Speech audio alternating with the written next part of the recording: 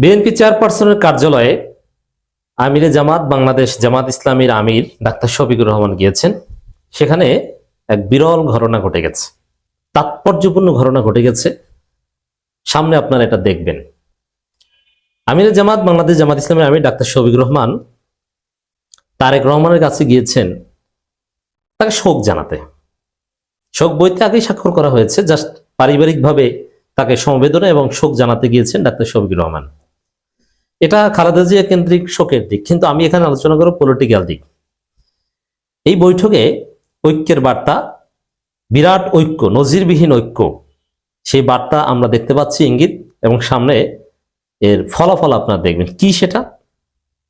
আমিরে জামাত গুলশান চেয়ারপারসন কার্যালয়ে গিয়েছেন। সাধারণত আপনারা একদিন আগেও যে ঘটনাটা দেখেছেন, বিএনপির পেজ থেকে, বিএনপির পেজে জামাতের সাথে খালেদা জিয়ার একটা ছবি দেওয়া হয়েছিল, বিএনপির ছাত্রীরা সেটা ডিলিট করে ফেলেছে, অ্যাজ ইফ যে জামাত বিএনপি সম্পর্ক ভালো না। কিন্তু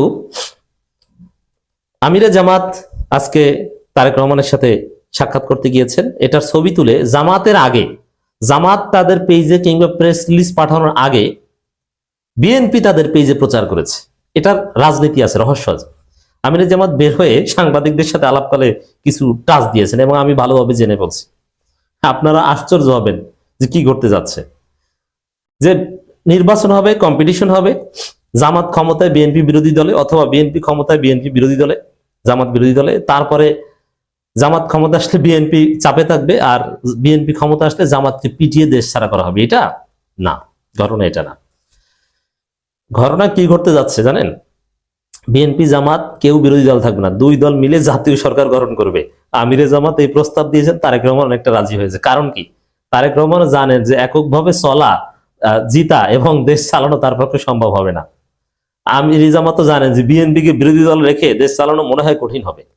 অতএব যারাই জিতুক, বিএনপি জামাত উভয় মিলে কমপক্ষে 5 বছরের জন্য এমন একটা বিরল সরকার চাই যে প্রধান বিরোধী শক্তি, সরকারি দল, এরা সবাই মিলে এক সরকার।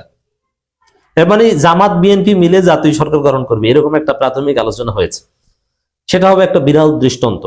কমপক্ষে 5 বছরের জন্য এরকম একটা স্থিতিশীলতা আমিরে জামাত চান, যেটা তিনি রয়টার্সের সাথে সাক্ষাৎকারও বলেছেন এবং বিএনপি চেয়ারপারসনের সাথেও আলোচনা করেছেন।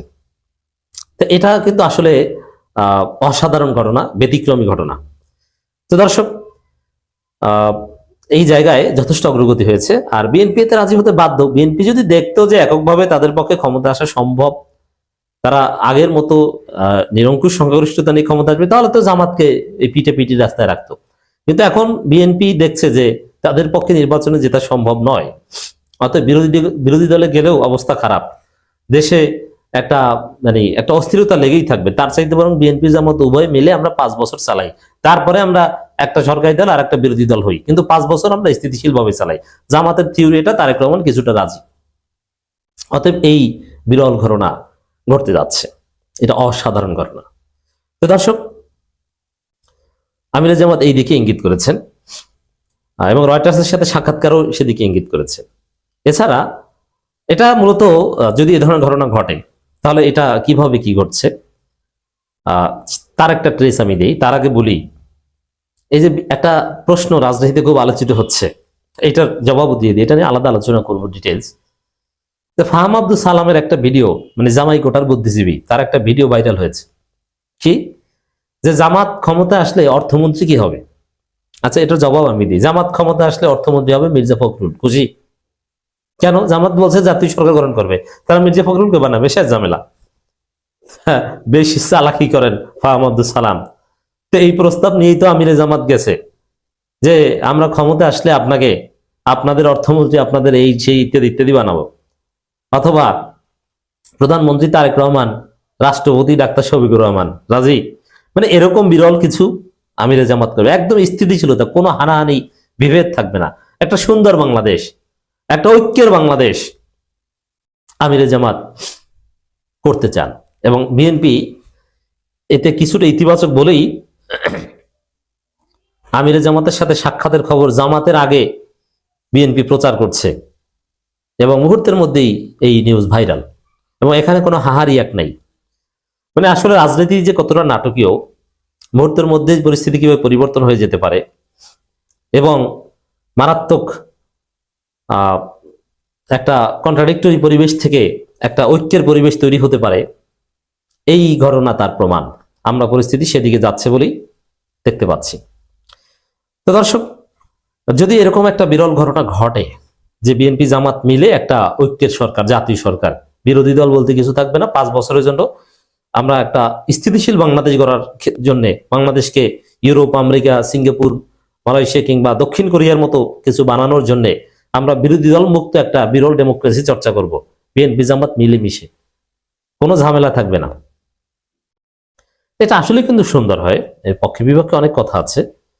তো এই ঘটনা যদি ঘটে তাহলে কি কারণে, এটার ব্যাখ্যা করবো এইভাবে। ওই যে আমি একটা কথা বলেছিলাম যে শহীদ ওসমান হাদির রক্ত বাংলাদেশে কথা বলবে। ওসমান হাদির রক্ত বাংলাদেশ থেকে ভারতের আধিপত্যবাদকে ঝাঁটা পিটা করে বের করে দিবে। অতএব ওসমান হাদির রক্ত কিন্তু কথা বলছে, কথা বলবে। সামনে আরো অনেক কিছু দেখবেন, অনেক সমস্যা যেগুলো ওসমান হাদির শহীদ না হলে হয়তোবা তার সমাধান হতো না। ওসমান হাদির শাহাদাতের ফলে আল্লাহ সেই সমস্যা সমাধান করে দিবেন।